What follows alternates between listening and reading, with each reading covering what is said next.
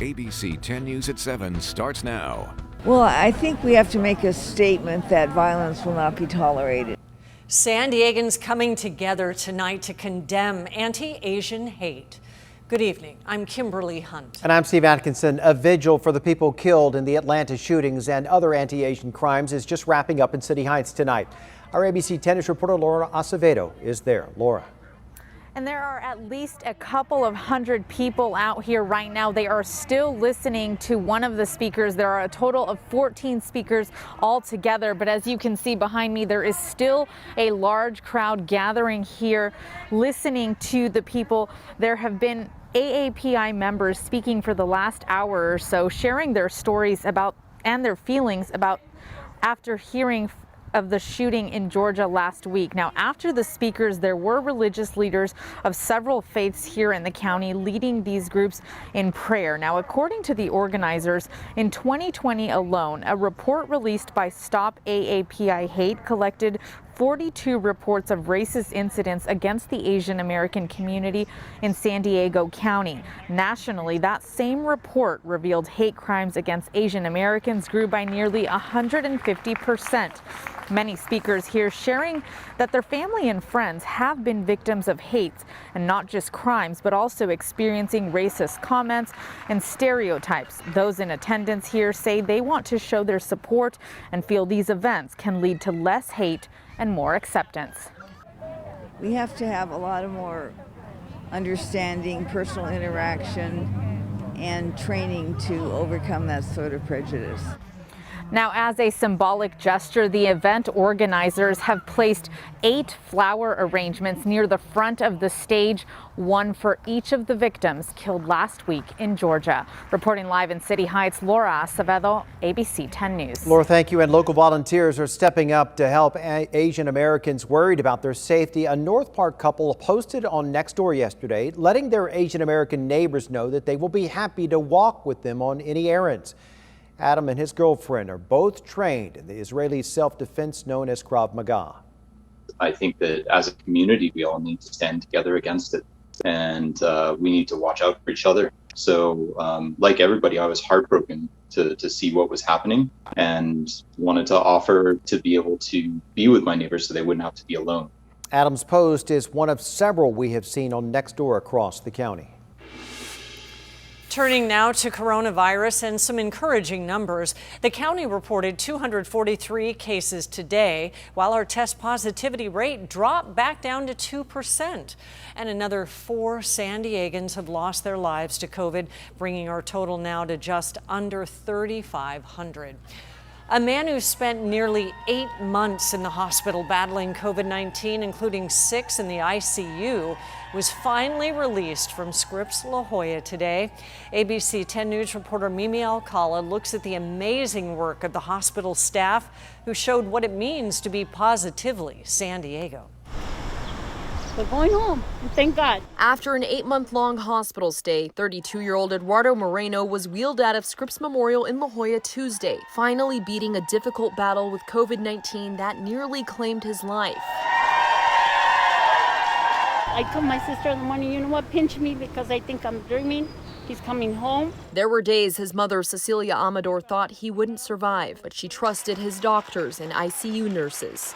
Prayers and video chats kept her connected to her son. He went through a lot. Being a mom, I was just crying and home. We never wanted to give up, and to see him here going home is just so special. It just means so much to all the ICU nurses here and all the nurses that have taken care of him. Eduardo, a resident of LA County, first became sick with COVID-19 in July while in Mexico with family. A Scripps spokesperson says he was then taken across the border to be treated at Scripps Chula Vista. But when his condition worsened, he was transferred to Scripps La Jolla and put in the intensive care unit. Eduardo came to us in mid-July with an advanced degree of respiratory failure from COVID pneumonia. He was in the ICU for a total of 6 months, in a coma for 3. He was put on a ventilator and also went through multiple surgeries. And his lungs really had not healed to the point where he could come off of that machine support until January of this year. His team of doctors and nurses never gave up. Eduardo fought through the challenges and beat the odds. Thank you. His mother is now forever grateful he's going home to his daughter and he has his life back. I thank God and I thank the doctors and the nurses at ICU. All of them are so great. Emil Alcala, ABC 10 News.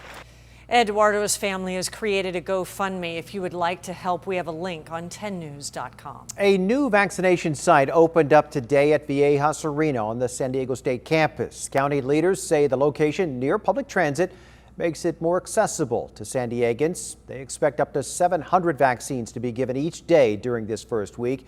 The site will be open Tuesdays through Saturdays from 9:30 in the morning to 3:30 in the afternoon. Appointments are required.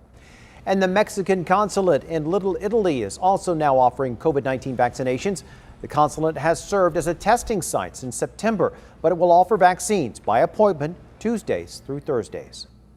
This is an important location, especially for our large population of Latinos that may fear going anywhere else. And so this opportunity is going to be great for them so that they can come here and get the vaccination.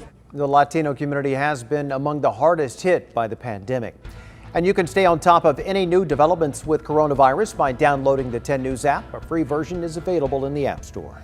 The 71-year-old man who plowed his car into a homeless encampment in East Village pleaded not guilty today to vehicular manslaughter and DUI charges. 3 people died last week when Craig Voss drove up onto the sidewalk in the tunnel next to City College on B Street. He remained on scene and was arrested. The criminal complaint does not specify what drug prosecutors believe he was on, but we spoke to a woman who knows Voss and told us he suffered a stroke more than a year ago and his speech was often slurred. He is being held on $1 million bail. If convicted, he faces 20 years in prison. There are new developments in the murder of a 17-year-old boy gunned down 2 weeks ago at a Chula Vista park. Police have now arrested 2 teenagers. And as our ABC 10's reporter Rena Nakano explains, they are still looking for another person involved. Since the evening of March 11th, Chula Vista police has been searching for answers. Who shot and killed a 17-year-old boy at Sunset View Park in the family-friendly area of East Lake Greens? Investigators have been working this investigation nonstop. Tuesday morning, the department announced the arrest of a 16-year-old boy and 18-year-old Larry Bradford. They were arrested in a Spring Valley home. Investigators believe Bradford assisted in the shooting and acted as a getaway driver, and the 16-year-old was one of 2 shooters. Police are now asking the public to help them find 22-year-old Deontay Martinez. We believe there's a second shooter, and this individual is still outstanding. He is somewhere we believe in the San Diego County area. Investigators believe the victim and suspects all knew each other and met up at the park, but for some reason they got into a fight, which escalated into the shooting. None of them appeared to have residence or a nexus to Chula Vista, so it's kind of unclear why they were at this park. East Lake residents were surprised as this was the second shooting at the park in a week. Many are now asking the city for a police substation in the area. In response, Deputy Mayor John McCann will be hosting a public safety meeting on Zoom next Tuesday, saying, quote, "The community of East Lake is one of the most secure neighborhoods in the city.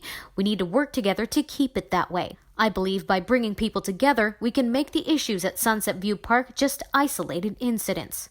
In the meantime, the department has pledged to increase patrols. Rena Nakano, ABC 10 News. The commanding officer of the Marine unit that lost 9 people during a training accident last year has been fired. 8 Marines and a sailor lost their lives when their amphibious assault vehicle sank off the coast of San Clemente Island.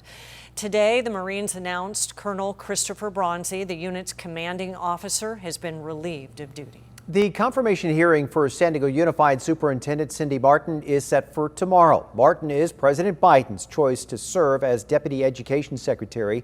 She is set to appear before the Health, Education, Labor, and Pensions Committee tomorrow morning. Dr. Lamont Jackson will serve as interim superintendent until at least the end of the school year. Now, a group opposing Martin will protest tomorrow morning outside San Diego Unified's headquarters. They say she is not qualified for this job and claim that black male students have been suspended and expelled at disproportionate rates during her tenure. A Democrat is going after the one Republican-held seat on the city council. Former radio broadcaster and environmental advocate Tommy Huff announced today he's running for the District 6 seat. He is currently held right now by Chris Cate, who will be termed out on 2022. Cate is currently the only Republican on the 9-member San Diego City Council. Huff lost to Cate when the two faced off in 2018.